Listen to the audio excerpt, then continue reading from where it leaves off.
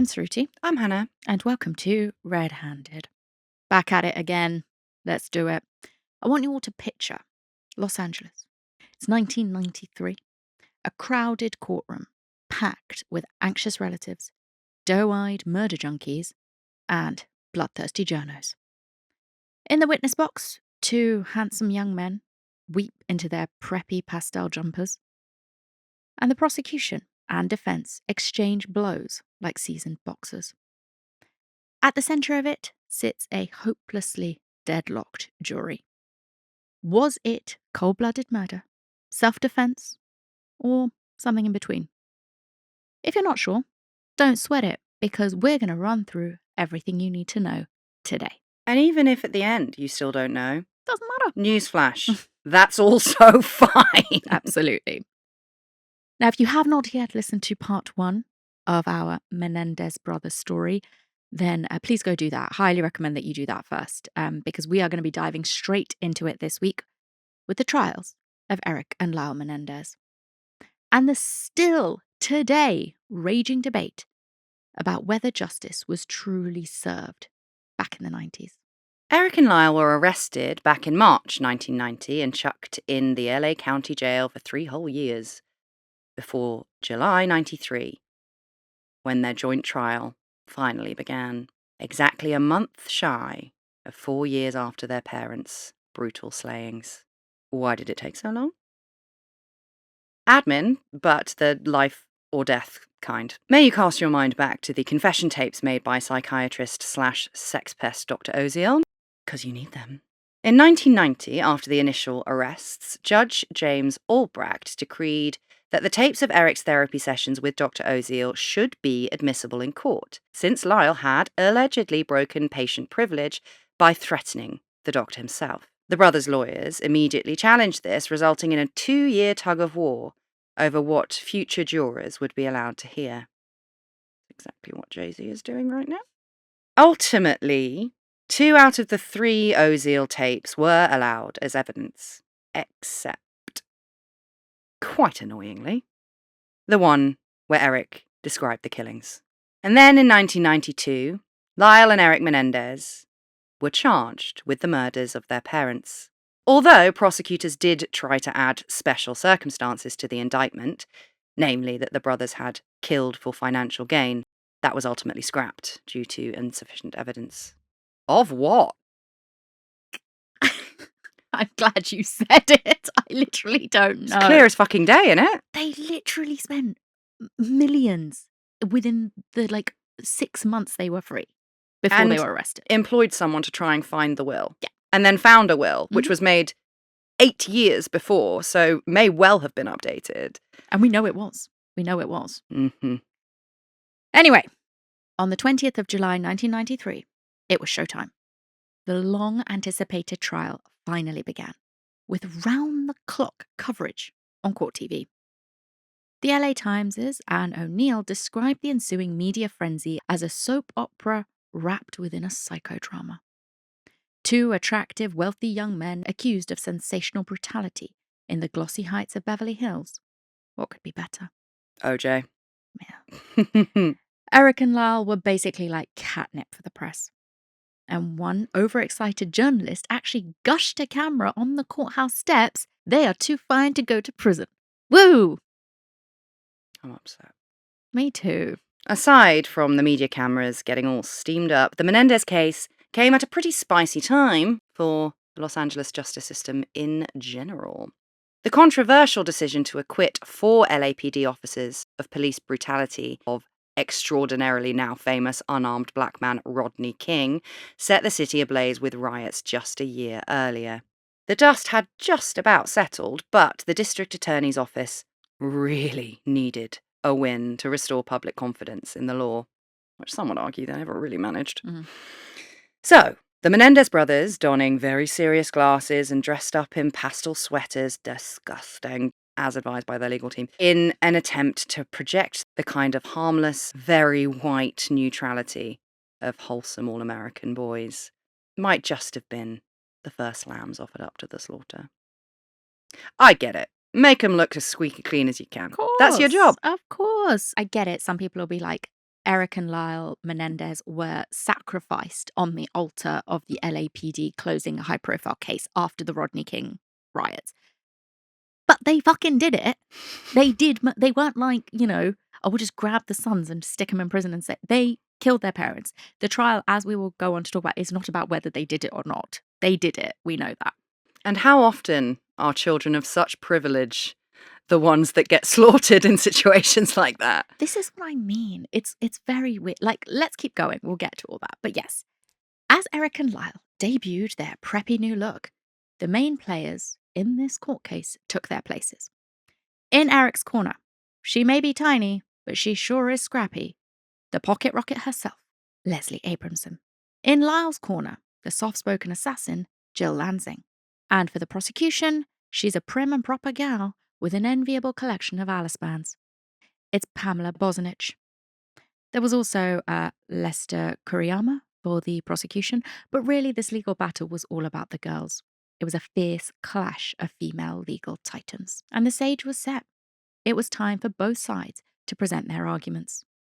And the one thing that everyone could agree on was that Lyle and Erik Menendez had indeed killed their parents. The thornier question at the crux of the trial was why. Why had Lyle and Erik pulled the trigger multiple times, again and again and again, that night in August 1989? Why had they chosen to take the lives of the people who had brought them into the world? And if a jury could come close to answering those questions, would it, and should it, make a difference? In a nutshell, jurors had to determine not if the boys had killed their parents, that was obvious, but what specific crime should they be convicted of based on the degree of responsibility and intent. Yeah, so I don't want to confuse people because, the prosecution never has to show motive. That is something that doesn't have to happen. They just have to show that they did it. Motive helps because we all know, telling a good story is much more likely to, close a case. It's different here when we're talking about why. It's, as Hannah said and is going to explain, it's about what are we actually convicting them of here? Where does it sit in terms of culpability, in terms of liability, in terms of responsibility? What is it that we're saying was the reason?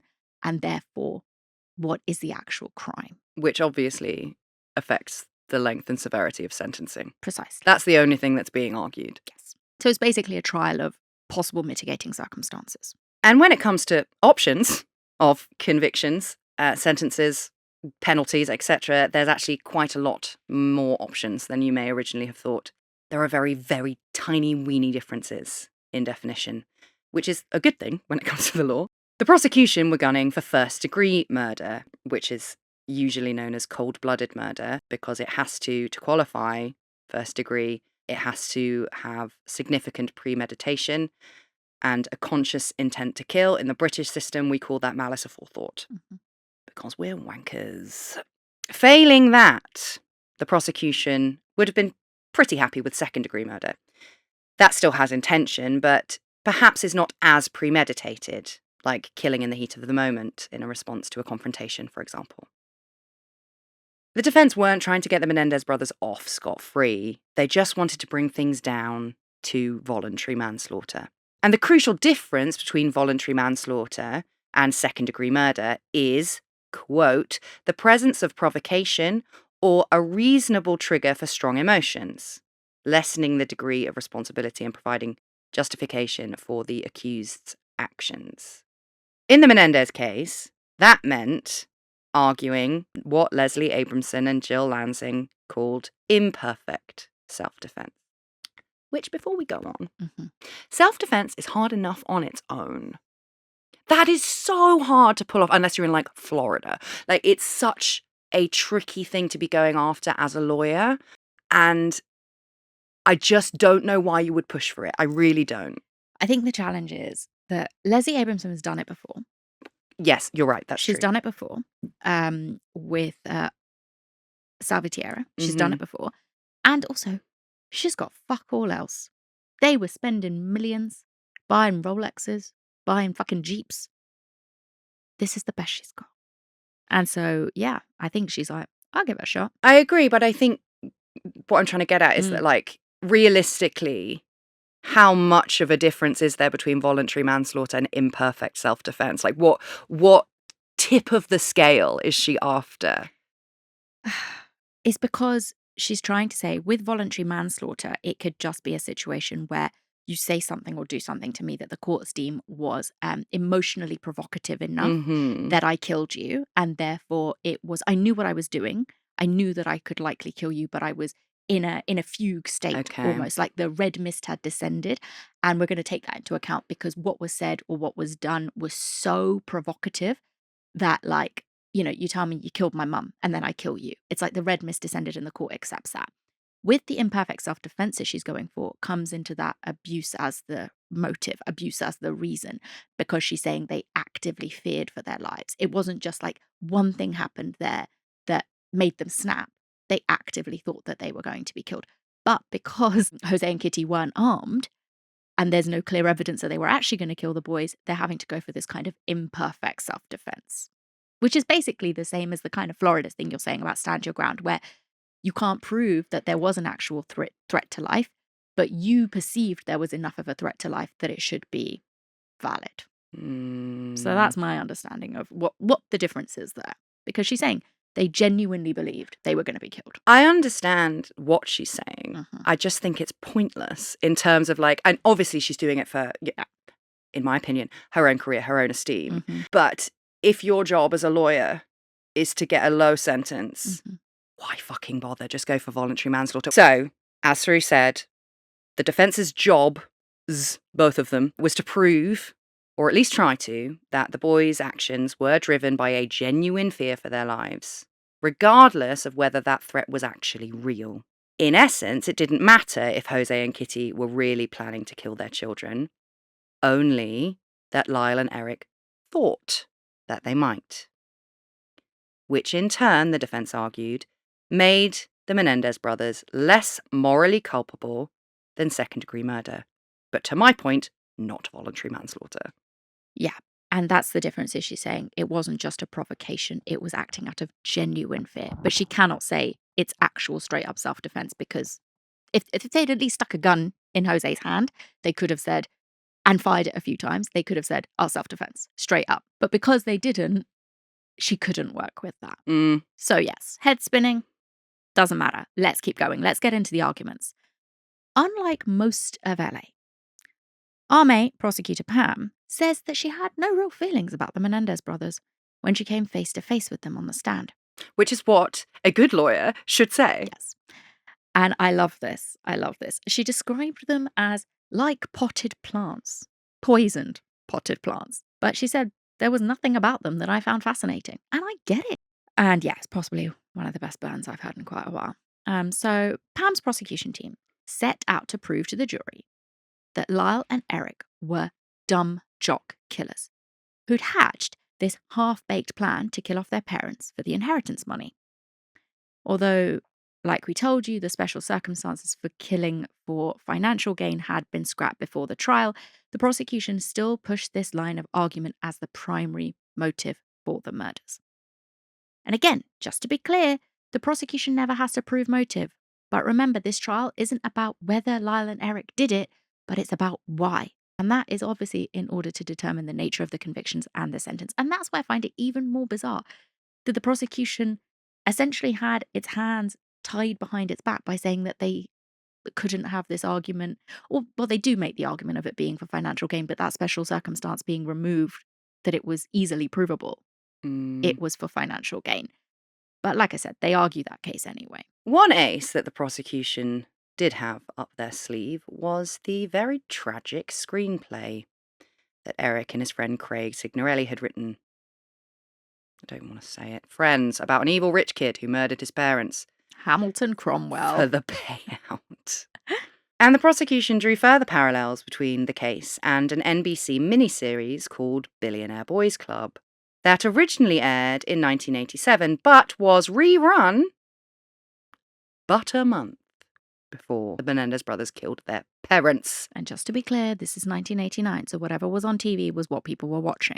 And as luck would have it, Billionaire Boys Club is actually based on a true story about a group of wealthy kids in early 80s Beverly Hills who formed a Ponzi scam to fund their lavish lifestyles, leading to the deaths of 2 people, including one of their fathers. Is there something in the water? It's just privilege, isn't it? It's just like, money and... if you see that pot of money sat there and you have a dysfunctional relationship with your parents, which rich or poor can happen, and you also are so predisposed to violence or psychopathic ways of being, what's the harm in just offing them and taking what's yours, insofar as you consider it to be yours? It wasn't just one of their dads. An exiled Iranian millionaire was accidentally asphyxiated in a car boot as a part of a kidnap hoax that went quite wrong. The Billionaire Boys Club were ruthless in their pursuit of money from their wealthy parents at any cost, which does sound familiar. The prosecution certainly hoped that it would. It was a huge gotcha moment for them.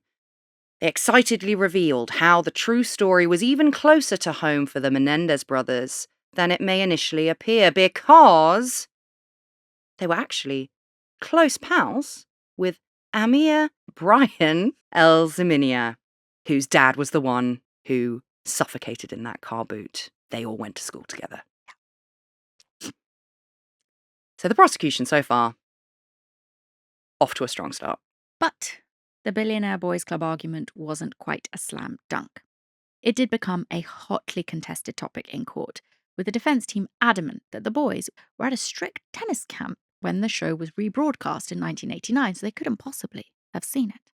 But in his secretly recorded chat with his screenwriting buddy Craig in November 1989, Erik suggested forming a group that would make them millions of dollars, saying, quote, and this is on fucking tape, kind of like the Billionaire Boys Club, which is how I like to pretend Erik speaks. And also, I am aware that it is the 80s, and maybe they were at tennis camp, but are they really saying that everyone watches something on TV and then never talks about it again, and no one's going into school being like, oh, did you see that? Oh, no, I didn't actually. What's it about? Yeah, Brian.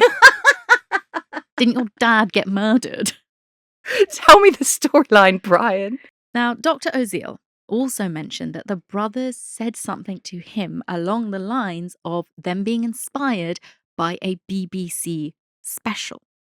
Now, there was quite a bit of confusion about this, with police initially assuming that they meant the British Broadcasting Corporation, as in that BBC, rather than the Billionaire Boys Club. So there's a little bit of confusion about what they're talking about there. Frustrated with this line of talking, Leslie Abramson accused the prosecution of irrelevant conjecture by focusing way too much on a movie that had, in her words, no tangible link to the case. And when the judge finally drew a line under the discussion, Abramson snarkily quipped that she'd better cancel the popcorn. Leslie, I get it, man, but shut up. You don't know me, Leslie, but I know you. Still, though, even though she was being snocked at, Prosecutor Pam, was undeterred. She hammered home the premeditation point. It was undeniably true that the boys had gone out of their way, all the way to San Diego, to buy the shotguns that they used to kill their parents 2 days before the killings. And also, they purposely bought buckshot, not birdshot, to really stop a person. And according to them, their mum has multiple guns in the house anyway. Quite. And not only that, the boys had used fake IDs to purchase the weapons, collected and hidden the shell casings at the scene, and covered their tracks, or at least tried to, with the Batman debacle. And that all quite clearly suggests, at the very least, a degree of planning, dumb planning, but a degree of planning, and a conscious cover-up that went beyond a crime of passion. I literally don't know how you can argue. Anyone can argue, not you, how one can argue that they didn't take huge steps towards premeditation. Prosecutor Pam also urged jurors to consider the cold-blooded aspect of the case, by which she means the lack of provocation from Jose and Kitty on the night in question. She painted a picture of a couple enjoying a harmless night in, watching a Bond film with bowls of ice cream on the coffee table, when they're ambushed by their shotgun-toting sons. Medical witnesses testified that Jose was fatally shot while he was sitting on the couch, and Kitty had died while she was desperately attempting to crawl to safety. Jose and Kitty were unarmed and defenseless when the boys burst into the family room. To be blunt, if this wasn't a first-degree murder, then what is it? And what else would be? Mm-hmm. But it is worth noting that even the prosecution were clutching at straws to spin a narrative where Jose Menendez didn't come across like a total piece of shit. Having realised early on that they'd struggle to find anyone with anything nice to say, prosecutors focused their arguments on technical and specific definitions of murder, rather than appealing to jurors' empathy for the victims as they might ordinarily do. And Prosecutor Pam actually admitted in a later documentary that in her mind, the loss of Jose was an actual plus for mankind. Oh, Pammy, keep it quiet. Which, fine. You can, not be sad that someone's dead, but it is not somebody's, it's not up to somebody else to decide when that person dies. No. And also, as she told ABC News in 2017, that one kid killing their parents is a bad seed, two kids killing their parents is a bad family. But also, again, I don't love it. No, I don't love it. And also, I'm like, look, would either of them have acted on their own if the other one wasn't there? I think maybe Lyle would. I think so. I don't think Erik would have killed his parents if it was just him. So this argument of well, if both the kids hate their parents, then there must have been something going on. I find that a bit because Lyle is definitely the one in charge. Yeah, and I also think that if anyone can find me a case of a kid killing a parent or parents, just the one, where nothing was wrong, I will doff my hat to you. Absolutely. But I can also show you loads of kids that grow up in families where something's wrong, where they don't kill their parents. So yeah, I don't know. Don't know why Pam says these things, but she says them. Journalist Robert Rand, who has been reporting on this case since it happened in '89, has spoken to numerous relatives and put together a picture that does suggest a cycle of abuse within the Menendez family that could have started years earlier back in Cuba. Jose's older sisters, Marta and Teresa, describe how their mother Maria was obsessed with little Jose. In fact, they were largely raised by their dad, whilst Maria doted exclusively on her baby boy. Uh-oh. It's not uncommon though, is it? Maria indulged and spoiled Jose to the point that he became a bully. And he secured his spot as top dog in the family and the world. But Maria's behaviour went beyond usual boy-mum standards. According to Marta, Maria would fondle baby Jose and delightedly laugh when he got an erection, saying that it was cute. Throughout Jose's childhood, their father would pop him in bed with Maria while he left to take the girls to school each morning. Maria and Teresa now suspect their mother may have been molesting Jose during this time. There were even rumours that Maria herself was molested by one of her uncles at the age of 12 or 13, which may have normalised incestuous behaviour. So if what Jose's sons were saying was true, and Jose was a horrible molester, perhaps Jose Menendez was continuing a dark family legacy. The abuse of Lyle and Erik Menendez, told to the courtroom in their own words, would be of vital importance to the defence's strategy. Normally, when you're on trial for murder of this magnitude, it's probably in the defense's best interest to not let you take the stand. But in this case, it's very different. They have to put Lyle and Erik on the stand because this is all about why they did it. And we've got to hear it from the horse's mouth. So the jury would have to believe that they were so afraid of their parents after years and years of systemic abuse that they genuinely believed that the only option available to them was to kill their parents. This was the only thing that was going to enable the Menendez brothers to receive a lesser conviction. So during his stuttering and emotional testimony, Erik barely choked out how his father had raped him throughout his childhood, from the ages of 6 to 18. Erik testified that he came to identify 4 categories of abuse, calling them knees, nice sex, rough sex, and just sex. His harrowing account included details about how Jose would sometimes jab pins and tacks into his skin during forced oral sex, as well as inserting foreign objects into him. Erik described how Jose regularly threatened to kill him if he ever told anyone what was happening. which he genuinely believed his father was capable of. Although Lyle was characteristically more stoic in the stand, he also grew emotional as he spoke. Lyle's lawyer, Jill Lansing, urged the court to view both Jose and Kitty's deaths as unreasonable killings done in good faith. According to her, it didn't have to make sense to the world. It didn't even have to make sense to the jurors. The only thing that mattered is that it made sense to Erik and Lyle. Lansing argued that after a lifetime of terror, these children were frightened and felt threatened. After a lifetime of a world filled with uncertainty in which you survived by your ability to read cues, they read them wrong. The subtle codes that would mean little to outsiders, like Jose telling Erik to wait for him in his bedroom or his parents closing the door on their sons that night, were interpreted by the brothers, hyper-vigilant victims of abuse, as alarm bells. And their only choice was to fight back. And look, children who grow up in unstable circumstances are hyper-vigilant. Mm-hmm. That is a thing that happens. Absolutely. And she's absolutely right that when you are raised in a situation where you are constantly unsafe, you get much better at reading people because you have to. Yeah. And you don't even know you're doing it. It's a survival thing. Mm-hmm. So it's not that I have a problem with. She went on and begged the jury not to turn away from the pain. The boys felt that compelled them to take drastic action by returning a verdict of involuntary manslaughter.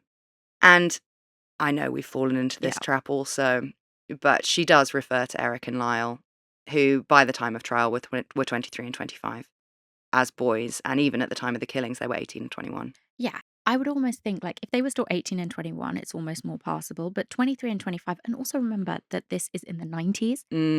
It's a very different, like, 23 and 25 was like, you're a fucking adult. Yeah. Like, you're an adult now, technically, but in the 90s, ain't no one talking about adulting. No. Like, you just are an adult. Yeah. Like, that's it, you know? So it's, again, it's like the, like, jumpers and the glasses and all of that. It's all part of the, I don't want to say manipulation, that sounds very harsh, but the presentation of... I don't think manipulation's harsh. Fine, let's say it. The manipulation of the jury in terms of how to present Lyle and Erik. Yeah, I mean, that's your job as a defense attorney. Of course. If I'm paying you, I want you doing that for me. Mm-hmm. But let's also not be blind to what's going on. Not that you guys are, you fucking know the deal. So yes, in her commanding defense of Erik, Leslie Abramson whipped the courtroom into a frenzy, pushing the alleged sexual abuse that Erik had endured from Jose as a mitigating factor. Dubbed by journalist Robert Rand as, quote, 5 feet of frizzy blonde hair and outrage, Abramson put on a theatrical display where she slammed prosecutor Kuriyama's method of showing family photos to support the claims that the Menendez brothers were not abused. She said that this wasn't fair because she couldn't show the jury any graphic photos of what Jose had done to his sons because that had all been done in secret. Those traumatic pictures, according to Leslie, existed only in Erik's mind, and he would never be rid of them. The jury gasped as Leslie even jabbed sharp tacks into childhood photos of Erik, punctuating each stab with another shocking detail of what Jose had done to his little boy. It's very theatrical. Well, totally, and that's what Pam thinks too. It was absolutely a very impressive performance, but a performance, which again is her job. Totally. The American court system is much more razzle-dazzle than ours, and even 30 years later, prosecutor Pam still maintains that she is 100% sure that the Menendez brothers fabricated their defense, according to Pam, and later me. The Menendez brothers were making it all up. They had been coached on what to say by a lawyer with a famous track record of using the quote-unquote abuse excuse. Yeah. Very successfully.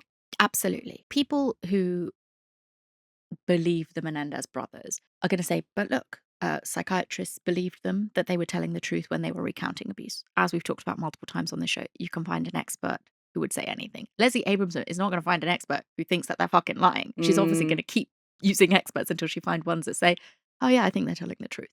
And also remember, Leslie Abramson has had success with this abuse excuse before. Yeah. And so I genuinely believe she is a very, very intelligent woman. That much is clear. And she also has had experience and will have done the research and talked to experts about what abused victims would come across like, how their stories would sound. We don't know this, and I can't say it for sure, but she absolutely could have coached Erik into saying these things. Like, we just don't know.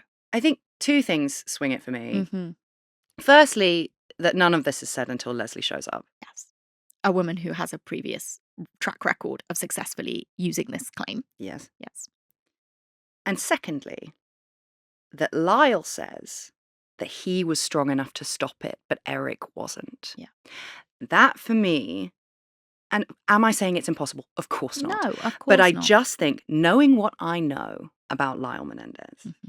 and knowing what I know about Erik being the limpy gazelle, it doesn't sit right with me that if Jose is this terrifying, manipulative, abusive father that they're terrified of and they think is going to kill them, but Lyle said, please stop abusing me, and he did. I don't buy it. I don't. I'll play devil's advocate, even though I agree with you, is that people will say that, yes, absolutely, abusers who abuse children, they will also test the waters with which child will.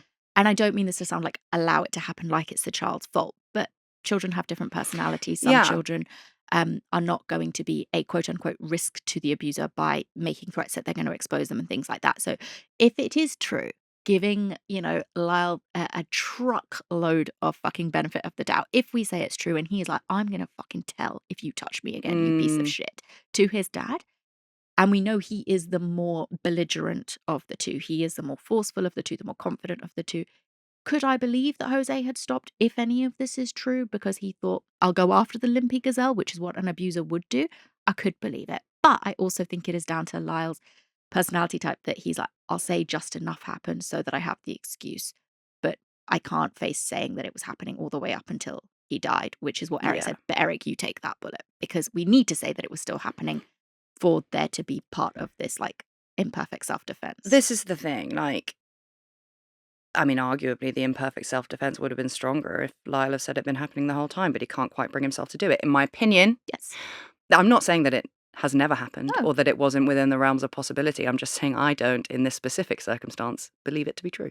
And the thing that it comes back to is we just don't have the evidence. Yeah, exactly. And yeah, people look at the pictures of the family and some people say, look, it's just a normal family. But some people say, look where his hand is. Like, I've seen that, yeah. Look at where Jose's hand is. It's like on his child's crotch. And I'm like, or like, he's putting his hand round Erik and Lyle in a weird way. It's a literal snapshot of a moment.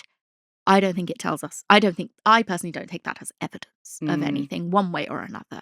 Like, I am not sitting here saying that Jose Menendez did not abuse Erik and Lyle point blank period. Like, I'm not saying that. No, I don't think I am either. Because we cannot say that because we don't have evidence one way or the other.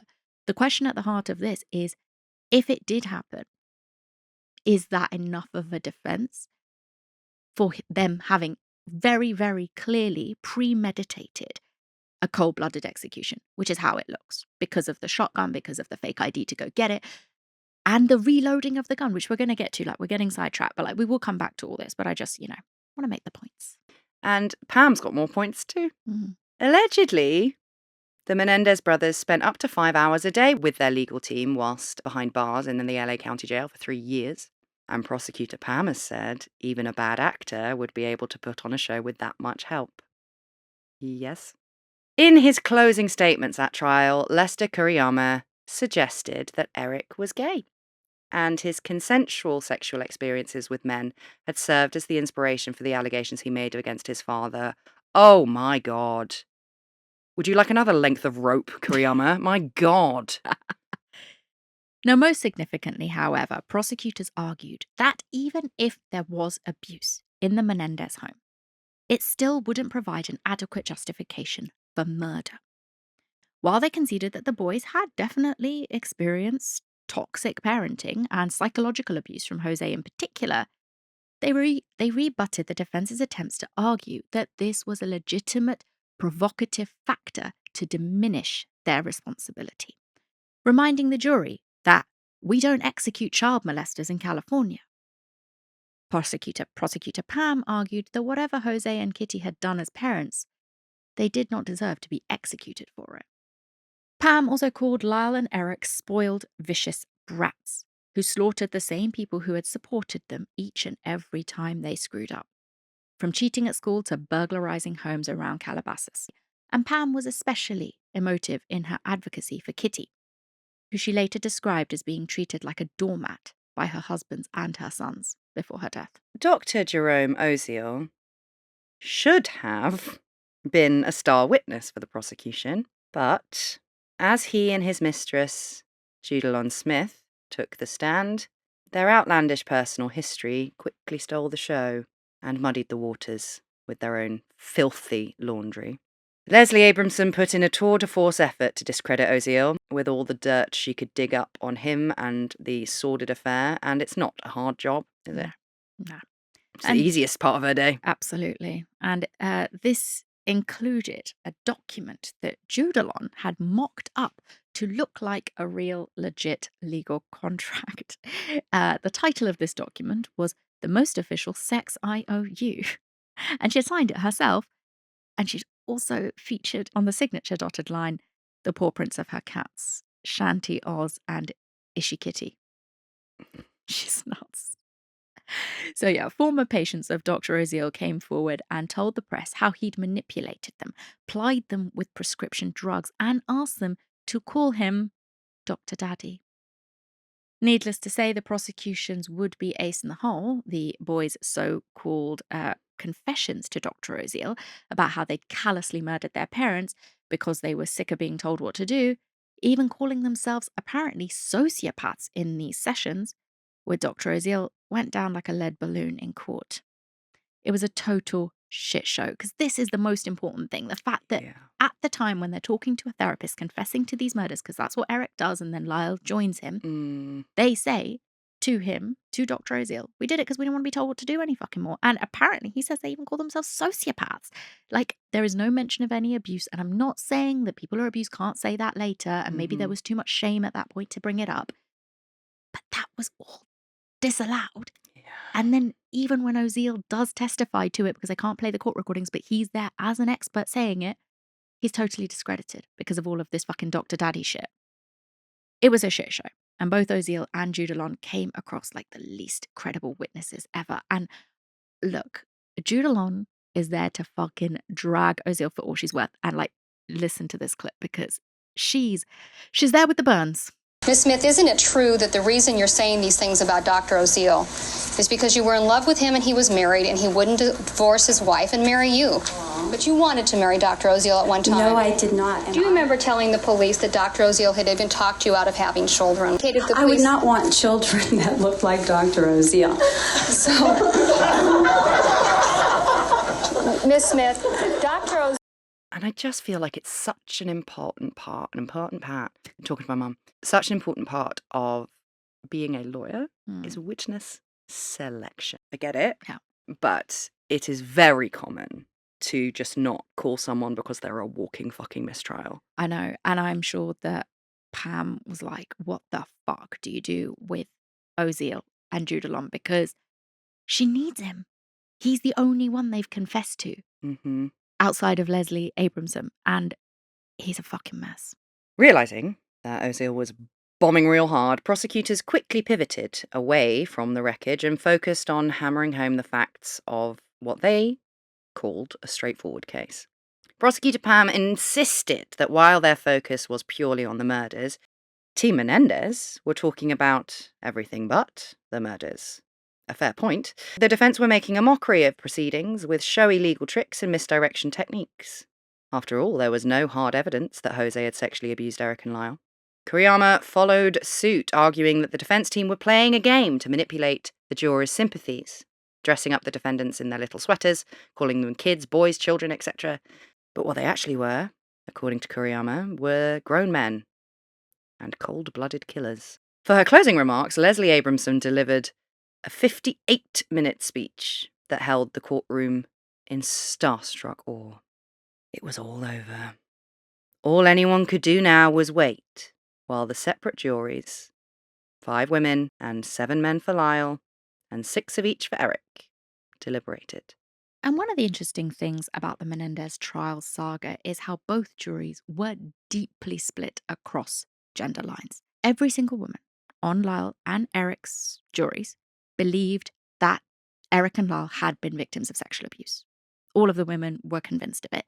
None of the men believed it. And I get that. I believe that. A lot of people are like, oh, that's so interesting. But I feel like I believe it. I think that maternal instinct in those women, especially looking at these two fully grown men kind of dress up to look like children, was this desire to protect them. So it makes sense. Yeah. And I think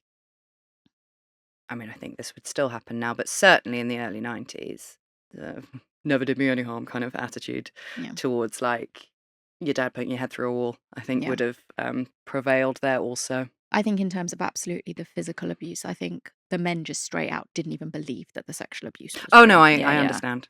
And this was obviously very important because like this sex split between the men and the women who believes what was vital, because this alleged sexual abuse in particular was at the heart of the case for the brothers' guilt or innocence. So without a consensus, they were pretty fucked. In an already incredibly complex case where the jurors had to weigh up the category of crime against each victim. First-degree murder, second-degree murder, second-degree murder, voluntary manslaughter. The proceedings were plagued by endless debates about the men's motives and mental states. And Lyle's got one less lady. Yep. And it just was basically the fact that none of them could answer any of this with any real certainty. The prosecution and the defense had thrown everything at the wall in the hopes that something would stick. But the result was a muddy, complicated mess. The jurors were required to reach a unanimous decision. But it quickly became very, very apparent that it was just not going to happen. And so on the 13th of January 1994, after over 3 weeks of deliberations, Erik's jury declared that they were hopelessly deadlocked. Lyle's jury followed suit on the 28th of January. So, over 6 months after the trial first began, Judge Stanley Weisberg had no verdicts and no choice. He declared a mistrial by hung jury for both Menendez brothers.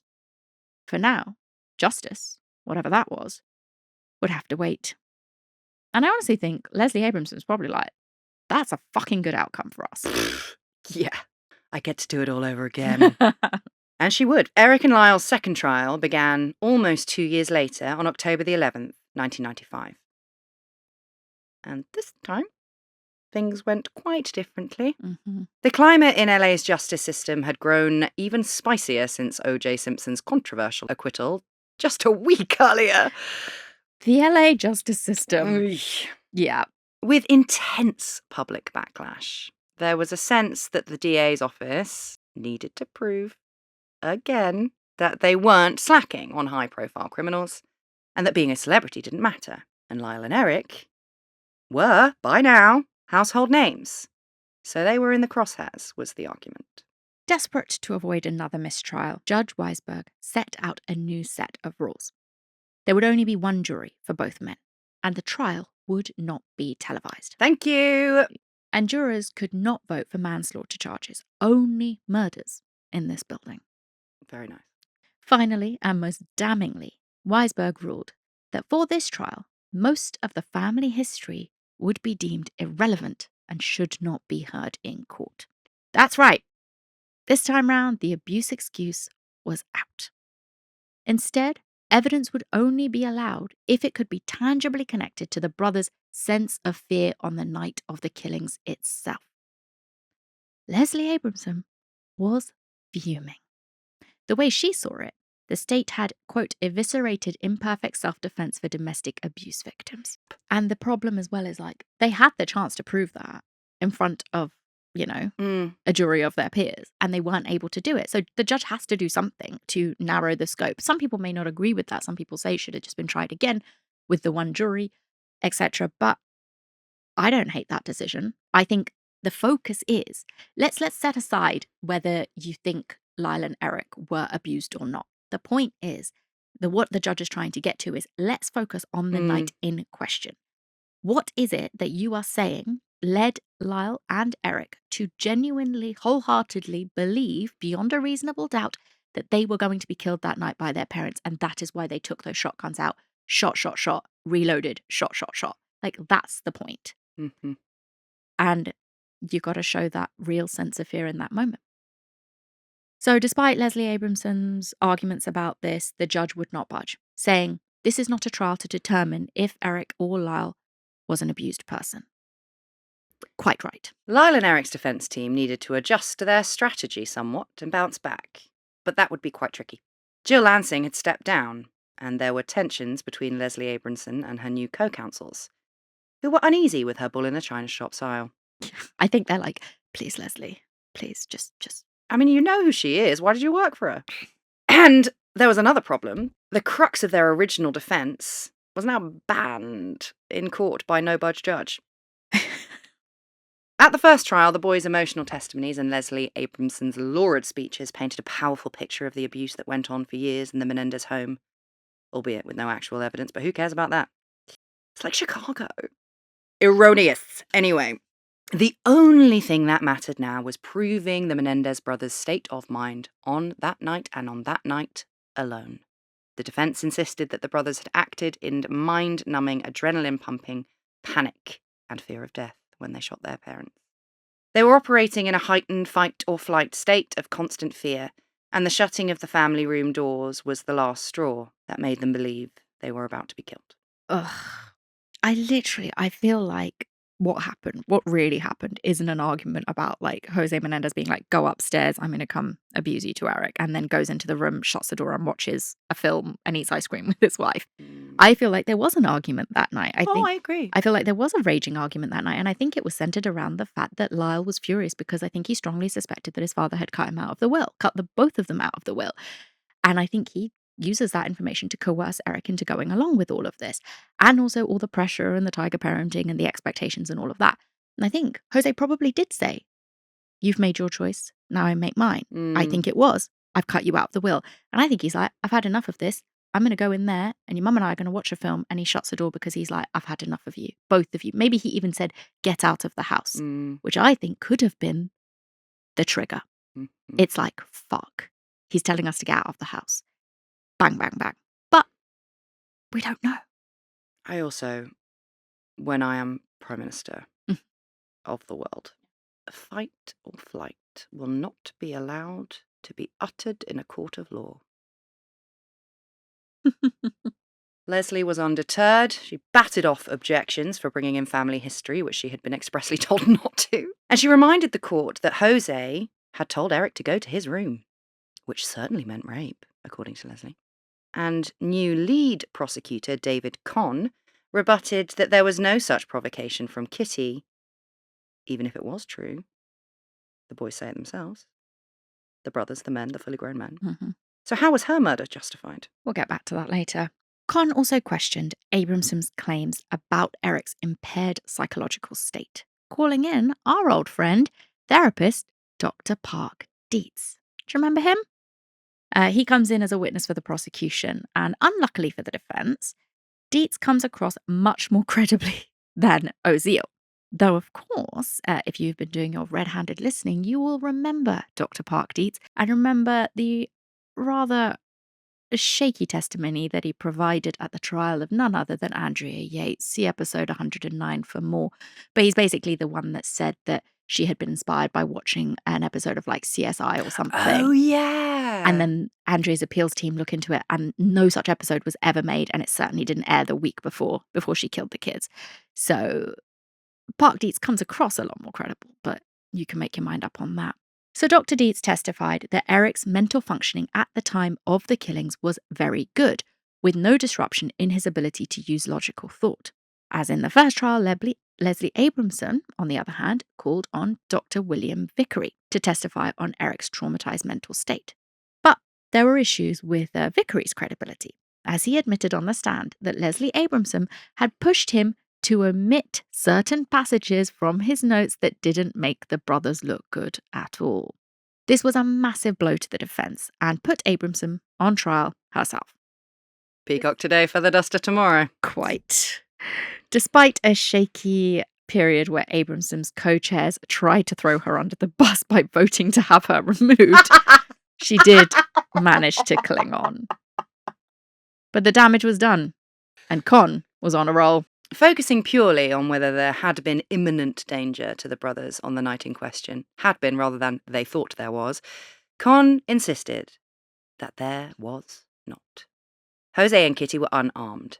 The Menendez brothers had chosen to go into the room where their parents were and murder them in cold blood. Yeah, they even admit that Jose and Kitty went into that room and shut the door. You went in there. Con also slammed the defence's claims of sexual abuse as a motivating factor as being a total fabrication, the silliest story ever told in a courtroom. He accused Leslie Abramson of serving up a trauma stew and declared that the Menendez brothers' case would go down in history as a perfect example of the abuse excuse. So we've heard this phrase a lot during this case, but what does it actually mean? Well, in 1994, Alan Dershowitz, the same Alan Dershowitz who defended Jeffrey Epstein, published a book with this title, Abuse Excuse, lamenting how within the American legal system, more and more offenders seem to be claiming psychological abuse as a mitigating factor in their crimes. Unsurprisingly, the Menendez brothers lived rent-free in Dershowitz's head, and David Con argued that for Lyle and Erik, trauma was a calculated strategy rather than their lived reality. And even if they had gone through this hardship, it had been greatly exaggerated, according to Con, by their lawyers in a bid to get them off. And in his rather sassy closing statements, Con told jurors they had to, quote, weigh the horror of the crime versus too much tennis and not enough hugs. Savage. Yeah. The Menendez brothers' defense was further impacted by newly unearthed evidence that indicated Lyle had written to friends asking them to lie for him at the first trial. Don't put it in writing, you fucking knob. You've got a phone. As a result, Lyle was barred from calling his own witnesses and was limited in giving his own testimony at the second trial. Things were not looking good for Team Menendez. And before we go on, I can't help but reference the Sextons once again. Mm-hmm. Those children who were exposed to the level of abuse that the Menendez brothers are claiming that at least Erik was exposed to, they called them the flatliners. Mm. They had the Sexton stare. You looked at them and you were like, that is an abused child. Mm-hmm. I don't see it. No. I'm not saying it didn't happen. I'm No. not saying it's possible. I'm just saying that why is there such a comparison between... I mean, I suppose Pixie killed baby, so that's different. But when it came to the Sexton kids, apart from Willie, most of them who did horrible, unspeakable things, they're not really given this pass. And I just would invite you to think about why that is. On the 21st of March, my sister's birthday, actually, I think that's the day my sister was born, 1996, 4 days after deliberation, which is astonishingly short, coming off the back of a hung jury, the joint jury found Erik and Lyle Menendez guilty of first-degree murder and conspiracy to commit murder as well. They also voted for 2 special circumstances: lying in wait and multiple murders. Almost 7 years after the deaths of Jose and Kitty Menendez, the axe had finally fallen on Lyle and Erik. But whether the men would escape with their lives was still yet to be decided. Due to the severity of the convictions, there were only 2 options in the penalty phase of the second trial: life without parole or death. David Con pushed for capital punishment, arguing that Erik and Lyle, quote, chose death on Friday when they went shopping for shotguns, chose death on Saturday when they reloaded their shotguns with lethal ammunition, and chose death on Sunday when they shot their parents to death. The question now was, what would the jury choose? And in the end, they voted for life. Erik and Lyle were both sentenced to life imprisonment, without the possibility for parole. Robert Rand pipes up again, our journalist friend from earlier. He turns out to be one of the Menendez brothers' biggest supporters, and he spoke to 5 of the jurors after the trial concluded. And he found that while none of the jurors believed that the brothers were in fear for their lives on the night in question, which led to the guilty verdict, several said that they would have voted differently if they'd heard more of the family history during the guilt phase. But that's exactly why they weren't allowed to hear it. Because Yeah. if they had been allowed to hear more about the family history, the alleged family history, even if we heard about stuff that was provable, like the aggressive, toxic parenting, that I 100% believe is true. And, you know, I could best say I'm on the fence about the sexual abuse. I don't fucking know. But that's the point of why it wasn't allowed to be heard, because the crux of the question was, do you believe they were in active fear for their lives on the night in question? Mhm. And there was nothing stopping the defense team proving that one way or another in the second trial.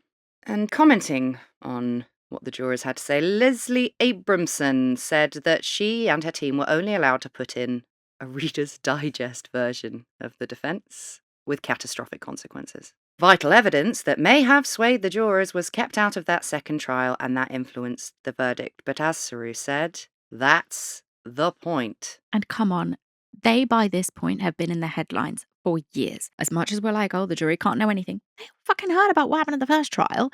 And I think that is the reason that they don't sentence them to death. I think that is the reason, because they only have life or death. And I think that's why they sentence them to life. The DA's office had got their conviction. Hooray. And I know this is awful, but it is also quite funny. The DA's office of Los Angeles, California, referred to the retrial of Erik and Lyle Menendez. They referred to it as Menendez 2, The Wrath of God. It's very good. It's very good. And if I believed a miscarriage of justice had happened here, I would not think it's funny. But I don't. So okay, but the LAPD also called the investigation into Tupac and Biggie Operation Wrap It Up. They have form. They do have form. They do have form. And so Lyle and Erik began the next chapter of their lives behind bars. Lyle was taken to California's Mule Creek State Prison, and Erik was sent to Pleasant Valley State Prison, which names like Mule Creek sounds fucking horrible compared to Pleasant Valley. I mean, yeah. What's your favourite prison name? I've got 2. You've got 2? Yeah. It's going to go for a Russian one that I pitched for an upcoming shorthand. Black Dolphin. Yeah, that's a good one. It's a good one. Scary. Mine are both my favourites are British ones. Oh, hit me. Wormwood Scrubs. Oh, yeah, Wormwood Scrubs is good. And Strange Ways. Oh. Strange Ways is really good. That is good. That is good. For the longest time, I thought Wormwood Scrubs was a fake name. I didn't think it was a real prison, but it is a real prison. Sure is. Leslie Abramson obviously had something to say about all this. She slammed the choice to keep the brothers apart in 2 separate prisons as exceedingly cruel. They're not children being taken into foster care. Yeah. They are 2 grown men being sentenced for the murders of their parents. So yeah, apparently a lot of heartbreak on the men's part for being separated, which sure. So over time, the brothers exhausted all of their rights to appeal, although one 2005 bid saw a judge declare the pressure from the Rodney King and O.J. Simpson failures having led to, quote, collusion between the LA County District Attorney's Office and Judge Weisberg, who is obviously the one who really narrowed the scope of what was going to be allowed in the second trial. And this judge said that had been used to secure the conviction in 1995, but this appeal was again retracted. Eventually, the Menendez brothers resigned themselves to the fact that they'd be spending the rest of their lives in prison. Both got married. Lyle actually got married twice. First to a woman named Anna Erickson in 1996, not long after being convicted, and then to a woman named Rebecca Sneed in 2003. Sneed announced in November 2024, so not that long ago, that she and Lyle had been separated for some time, but that she would, quote, never stop fighting for justice for the brothers. Erik married Tammy Suckerman in 1999 and became stepdad to her young daughter, Talia, who now goes by the name Talia Menendez and actually calls Erik dad, and is, unsurprisingly, a passionate advocate for his release on social media. The brothers were finally reunited in April 2018 at the Richard J. Donovan Correctional Facility, and they're closer than ever. Erik has said that those horrible events bonded us in a way that will never be broken, and Lyle added, we're not twins, but we felt like it. For Lyle, no river of tears or regret can change that he is the kid that killed his parents. He has to accept that and keep on living. Behind bars, he and Erik have made positive contributions to their inmate community. Lyle is head of the Donovan Inmate Program, as he was at Mule Creek for 15 years. Erik has set up a charitable hospice program, and they both work with fellow male sexual abuse survivors in prison. This brings us on to an important point in this story.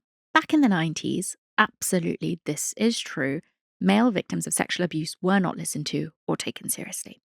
And the Menendez brothers, whether they are telling the truth or not, are living proof of that. Totally. They were mocked by the media. TV panelists scoffed that they didn't buy it, with sketch shows like SNL creating skits making fun of the boys' tearful displays in court. Their relatives, including Kitty's sister, Joan Vandermolen, tried to appeal to TV networks to stop the coverage, but to no avail. It was symptomatic of a culture in which there was a staggering lack of empathy for male survivors, and where the very idea of sexual abuse as something that could even happen to a man was often dismissed. At the first trial, Leslie Abramson asked the jurors to confront their own unconscious bias by asking them this. Now, look, I'm going to be very clear because I'm sure there's people with lots of feelings out there. We should absolutely, 100%, certainly listen to anyone who says they have been a victim of abuse. Man, woman, boy, girl, doesn't matter. In this case, though, the brothers went ahead and killed their parents. Mm-hmm. And I don't think that the abuse is enough of a defense. Like, we can come back to that. But what we're talking about here is the issue of people mocking the Menendez brothers' claims in the first place. I think it's fine that there were people saying they didn't believe them, Mm-hmm. but the mocking of them, whether the Menendez brothers really went through this or not, in such a high-profile case, would have definitely made it much harder for boys and men who were actually definitely victims of sexual abuse to come forward. And I'm sure it pushed that back in the US by decades. And even now, according to psychologist called Sarah Crome, fewer than 1 in 10 male-on-male rapes are reported, and I believe that. There's a gradual shift towards more awareness and acceptance over the past 20 years, but, slow. In 2012, the FBI revised its definition of rape to include penetration, no matter how slight, of the vagina or anus with any body part or object, or oral penetration by a sex organ of another person without the consent of the victim. And doesn't cover everything, all forms of sexual abuse that anyone can experience, man or woman, but it's getting there. So perhaps this societal shift is what sparked this recent resurgence of interest in this particular case. And as we can all imagine, that has been led online. Hashtags like #FreeTheMenendezBrothers and #MenendezJustice have absolutely flooded TikTok, prompting thousands of videos from online sleuths into this very retro case. And because it's the internet and because we aren't allowed to have nice things, obviously things got very weird very quickly. One bizarre trend, for example, involves Menendez fashion inspo, like how they're dressed in court and how they're dressed before their arrest and all that kind of thing. With people copying their preppy courtroom looks alongside generally thirsting for Erik and Lyle themselves, of course. Now, buzz around this case reached an absolute fever pitch when Ryan Murphy's TV series Monsters, the Lyle and Erik Menendez story, hit Netflix in September 2024, with Google Trends indicating that searches for the brothers hit an all-time high after its release. I was not going to watch it because Ryan Murphy is no stranger to controversy. He obviously made the first installment of the Monster anthology or whatever they're calling it with the Jeffrey Dahmer one.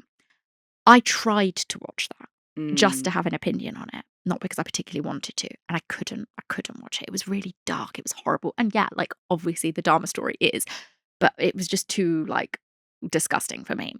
I was not going to watch this, but I did. Mm-hmm. And I'll be honest, I enjoyed it. Mm-hmm. I would say I wish it hadn't been based on a real story, because then as a standalone series about two brothers, did they kill their parents? Were they abused or not? That, blah, blah. It's great. I understand, obviously, why family members despise it and have been, scandalized by it. I totally get that. But I did watch it. And obviously there's been a lot of backlash for it because it kind of, with the Dahmer one and with this one, is for that over-sexualizing of the killers. Because yes, a lot of the Monsters Menendez story is Erik and Lyle, the actors who play them, walking around with their shirts off. They're totally ripped. They're very attractive, all of that kind of thing. And of course people were pissed off by that. There was also some weirdness with the story that is explored in parts, but we haven't gone into it because again, there's no evidence of it.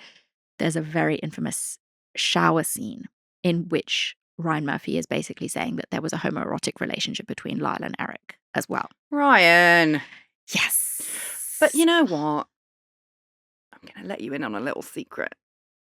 A negative comment is still a comment. It's still engagement. Yeah. You're giving Ryan what he wants. You are. That's basically what he said. And he basically goes along to say something along the lines of because Erik and Lyle obviously say how awful it is that he made the show. And he's like, they should be fucking thanking me. because I mean, he's not wrong. it's what absolutely pulled. Like, we've always been aware of this case, obviously, fucking in true crime, and you guys probably always have. But to the wider world, to the fucking TikTok generation, Ryan Murphy's show is what brought it back into the headlines and people screaming for justice. Even though, like, his show doesn't say that they didn't do it, or his show doesn't say they were definitely abused. He kind of uses that technique of like showing it from all different perspectives. So he's never marrying himself to one specific perspective. So yeah, people are talking about it again, which without the series, would anyone have really given a shit about this retrial? I don't think so. And Prosecutor Pam is less than impressed with Netflix and Ryan Murphy. Apparently, I love this so much. Rolling her eyes to a Netflix documentary crew, she said, "Why don't we just have a poll?" According to Pam, the current wave of online social justice from people who weren't there and likely weren't even born during the original trials is what actually makes a mockery of real justice. I love that. Shall we just have a poll? And like, I am imagining this person that is like, oh my God, it's so disgusting that you would sexualize them. Hashtag like fit check of my Menendez jumper. Like, I get it. Look in the mirror. I get it. And I'm also, before anybody else says it, aware that we do spend our lives talking about cases and having opinions on them. So is it grossly unfair for us to say that these people can't have an opinion and think that the Menendez brothers were sexually abused and therefore should be released? Sure, you can think whatever you want. But like, doesn't mean there's any evidence for it. And even if there is, it doesn't mean that that's acceptable. That is not an acceptable reason to murder your parents. Call the police. Yeah. And as I have said time and again, in my opinion, a demi-scourge upon true crime is the obsession with wrongful convictions. It has led many a content creator down the garden path and led to a few demises. And I just implore you to consider that sometimes they do it. Not every case that you've ever heard of is a wrongful conviction. It just isn't. So be very careful. And also, the reason you are being marketed wrongful convictions is because corporations and publishing houses deem it clean true crime. Yeah. So they're making a mug out of you. Don't let them have it. Yeah. Anyway, even Leslie Abramson has said that no amount of media or teenagers or petitions will alter the fate of her clients. Only the courts can do that, and the courts have ruled. Like, I disagree with her slightly. I think I do as well. Because as we have seen time and time again, particularly in the US, but also here in the UK, let's take Lucy Letby. If everybody just ignores it and is like, oh, well, I can't do anything, I won't sign this petition, I won't, raise concerns about it, then yes, those things would fail. And in the US, positions like the DA, it's a political position. It's voted for, it's elected. So yes, absolutely, raising the alarm over cases where you genuinely think there was a miscarriage or a mistrial or something, that's not going to fall on deaf ears. They will have some impact. So I do disagree with her slightly there. I think she's saying, I ain't going for round 3. I think I'm tired. I completely agree with you. I completely agree. So the Menendez brothers, where are we now? They have used up all of their appeals. And from a purely legal perspective, it seemed for a long time as though they were out of options. But like we hinted at the start of the episode last week, that could all be changing. In May 2023, Lyle and Erik's lawyers filed a habeas corpus petition arguing that the brothers' convictions are unconstitutional and should be vacated. And it brings to light new evidence that could potentially overturn the original court findings. This includes a newly discovered letter that Erik wrote to his cousin, Andy Kano, back in 1988, where he discussed the sexual abuse from his father. And also a bombshell accusation that Jose Menendez raped another minor back in the 80s, former teen pop star Roy Rossello. Again, that could all well be true. Absolutely. Absolutely could be true. Rossello was a member of a Puerto Rican pop sensation, Muendo, which was a manufactured, surprise, teeny bopper band featuring a rotating lineup of children aged between 11 and 15. Jose Menendez played a big role in signing the group to RCA Records while he worked there. At 13, Rossello alleges that he was taken by the group's manager, who has since been exposed as a massive nonce, to the Menendez home. Jose poured him a full glass of wine, which was probably laced with something, and all Rossello remembers is growing tired and heavy and then being dragged up to a bedroom. The next thing he remembered was waking up in a New York City hotel, and he was in pain for a week. Erik said that he was upset but not shocked by these revelations. He'd always suspected that more victims of his father are out there. And that claim if true, could be huge for the Menendez brothers, because it provides a separate and credible witness to support their allegations of Jose's pedophilia. Meanwhile, another legal process is underway for the brothers, a resentencing review. This is totally separate from the habeas corpus and will be looked at by another Supreme Court judge. It aims to review how well Lyle and Erik have been rehabilitated in prison and whether it's still necessary for them to be behind bars. Former LA District Attorney George Gascon backed this bid in October 2024, recommending a lower penalty that would make them eligible for immediate parole. But the current DA, Nathan Hochman, ran his election campaign on a tougher stance against crime, so it's uncertain whether he will be quite as on board. Now, Kitty's now 92-year-old sister, Joan van der Molen, said in November 2024 that no child should have to endure what Erik and Lyle lived through, and she just wants them to come home. But her little brother, 90-year-old Milton Anderson, won't be bringing out a welcome wagon for his nephews. According to him, their cold-blooded actions shattered their family and left a trail of guilt that has persisted for decades. So, these resentencing hearings, despite being pushed from an initially scheduled date in January 2025 because of the LA wildfires, are now set for the 20th and 21st of March. If successful, the brothers could walk free before this episode is even out. We will certainly be waiting in anticipation and will be sure to keep you posted with any updates, but literally this episode, I think, is going out the week after, so they may be free by now. So, what do we think? Lots of things to consider when it comes to how culpable the Menendez brothers are for murdering their mum and dad. So, try not to rush to any judgments. We're going to leave you with this quote from New York Times columnist Anna Quindlen, and she said in 1993, "The question has become, then or rich kids or tormented victims? Which are the Menendez brothers? Few seem to consider a third possibility. Maybe both. Perhaps the jurors will consider things that we overlook when we're turning public tragedy into social mythology. Sometimes bad things happen to bad people. That it is possible to be both victim and victimizer." Absolutely. Were they abused? Mm. Maybe. We can never know for sure if Erik and Lyle were truly sexually abused by Jose and Kitty or not. I take absolutely that there was a toxic family environment, all of that. But let's just say that they were also sexually abused by both of their parents, as they claim. Then that makes the killings of Jose and Kitty Menendez, at best, a revenge killing, because there is nothing that proves that they genuinely feared for their lives on the night they murdered them. And even, this is what drives me fucking nuts about this stuff. Yeah. Even if they had, they still murdered them. Yeah. There's just no evidence they were scared for their lives that night. Jose and Kitty were not armed. They said themselves they went into another room and closed the door. They went into that room and would surely have had time to see that their parents weren't armed and were sat on the sofa where Jose's body is found, eating ice cream and watching a TV show, watching a movie.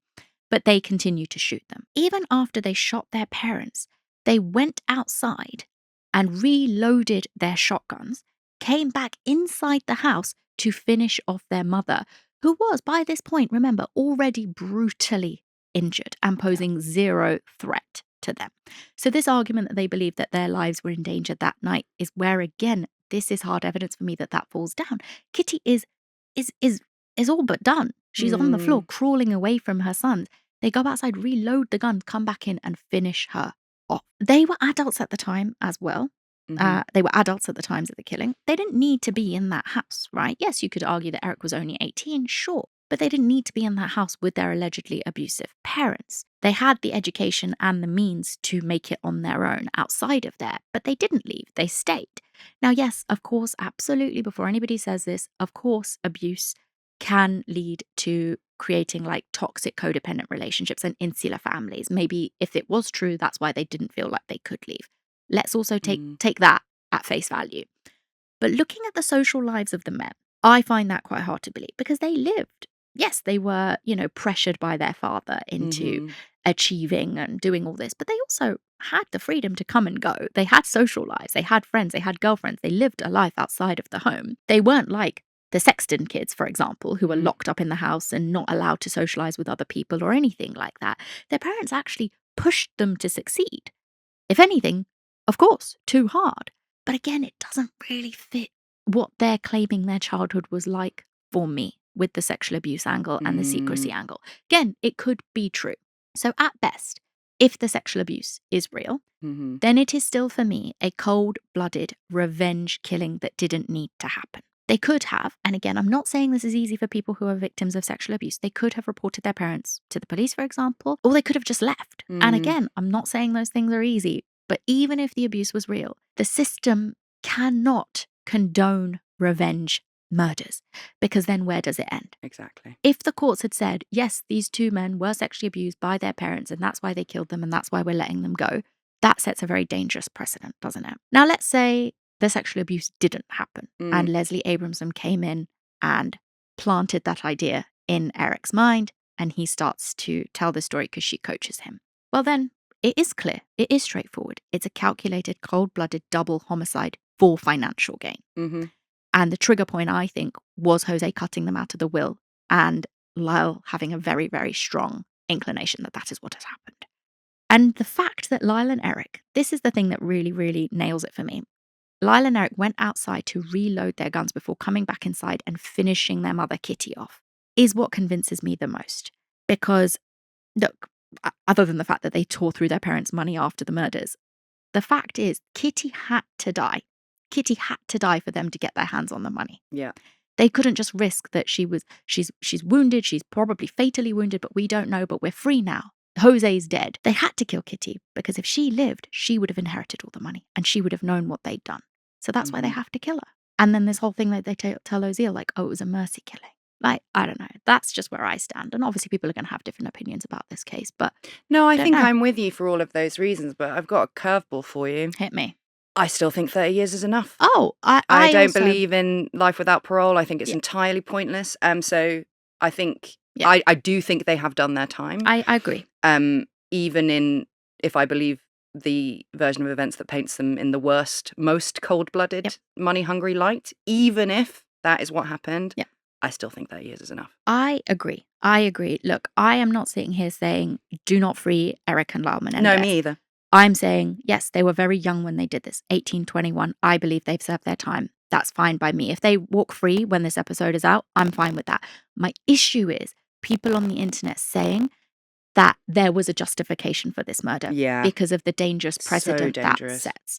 That then gives people an excuse to say whatever they want and kill whoever they want and say that they were abused or whatever, and that's the reason. That sets a dangerous precedent. But they've served their times. They've served their time. If they were here in the UK, they'd be free by now. Yeah. And I am not going to sign a petition to say keep them in prison. No. But please let's not say that these murders were justified. Even if the sexual abuse was real, it is at best a revenge killing. Yes. So, which is also illegal. It is. So that's it, guys. That's what we're going to end it. That is the very, very long story of Erik, Lyle, Jose, and Kitty Menendez, and whatever the fuck went on in that house. And make up your own mind. Yes. You know? Absolutely. So you don't have to go along with us, but that's what we think. And we are done. We are. Thank you for listening. Thank you for watching. It's our first ever fully recorded true. set of episodes. So if you like it, let us know. If you don't, keep it to yourself. And we will see you next week for something else. Goodbye. Bye.